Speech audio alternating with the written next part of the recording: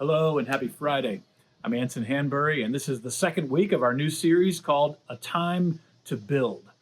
And around Lake Norman Baptist, we're moving into a season where it is a time to build. We're going to be building onto our campus here in just a couple of months.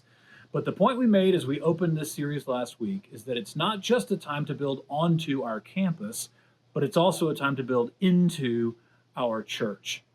And as we started the study of the book of Nehemiah, we saw how that time in Israel's history was, yes, a time to build physically, rebuild the walls of Jerusalem that had been destroyed before, but it was also a time to build into the people of God. And so we're using some wisdom and discernment for how God called them to go back to some of the pillars of what it meant to be God's people so that they could move forward into God's plans. And so that's what we want to do as well. We want to go back and revisit who we are as a church and some of the core pillars of the calling that God has for us, even as we build onto our campus.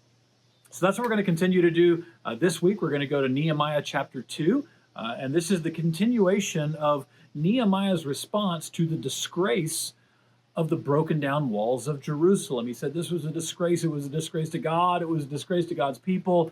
And it had come because the people had sinned and fallen away from God. And so it had to be made right. And Nehemiah stepped up. He turned to God to help make things right on behalf of the people.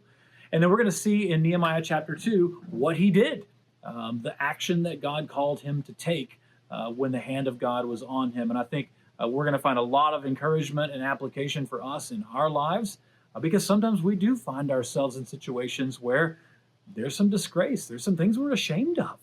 There are some mistakes that we've made. There's some brokenness that we're carrying that's not who God called us to be. And it's not a situation God has called us to be in. He has good plans for us. And so how can we deal with the things that we find, the situations in our lives that bring us disgrace? And how can we move forward into God's plans? I hope you'll join us for this.